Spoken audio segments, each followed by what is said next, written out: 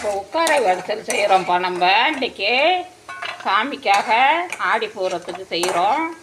அதுக்கு ஒரு 2-3 ஸ்பூன் நெய் ஊற்றி இதெல்லாம் வறுத்துக்கிறோம். நட்ஸெல்லாம் வறுத்துக்கிறோம். வறுத்துட்டு பைத்தம்பருப்பு வறுத்து வச்சுருக்கோம்.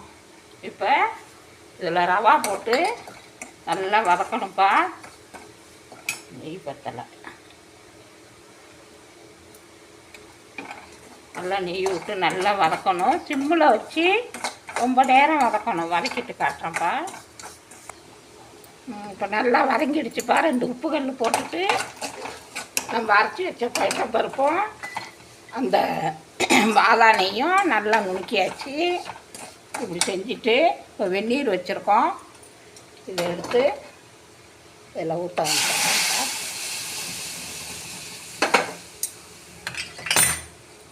மெஷர்மெண்ட்டு கப்பு இது தான்ப்பா. இதில் தான் அளந்துருக்கோம் எல்லாமே.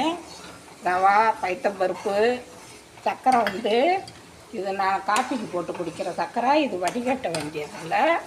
இதை சும்மாவே போட்டுடலாம். நல்லா கிண்டணும். ஸ்லோவில் வச்சு தான் கிண்டணும்.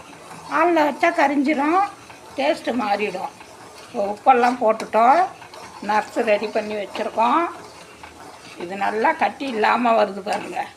இப்படி தான் கட்டி இல்லாமல் வரணும். இந்த டயத்தில் சர்க்கரையை போட்டுடலாம். நல்லா காஃபிக்கு போட்டு குடிக்கிற சர்க்கரை. இது வடிகட்ட வேண்டியதில்லை.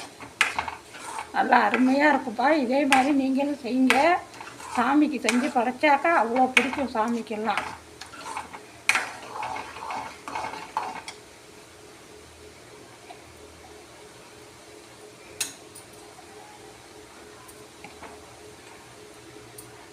நெய் தான் கொஞ்சம் கூட ஊற்றணும். நல்லா ஜம்முன்னு இருக்கும். ஆகட்டும், நான் காட்டுறேன். அவ்வளோதான்ப்பா. நட்ஸு போட வேண்டியதான். திராட்சை, முந்திரி, பாதானை பைத்தம்பருப்போட அரைச்சி போட்டுட்டோம். ஏன்னா பசங்கள்லாம் அதை தூக்கி கீழே போட்டுருவாங்க.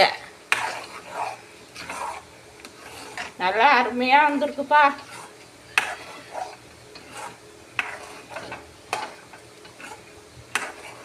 இருங்க, நல்லா ஆறட்டும். கட்டியானது காட்டுறேன். ஆயிடுச்சுப்பா. நெய்யெல்லாம் கக்குது பாருங்க. நெய் கொஞ்சமாக ஆயில் விட்டுருக்கோம்.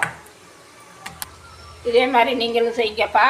இந்த சாமிக்கு ரெடி பண்ணியாச்சு. நெய்யெல்லாம் கக்குது பாருங்க. இது மாதிரி நெய் கூட விட்டு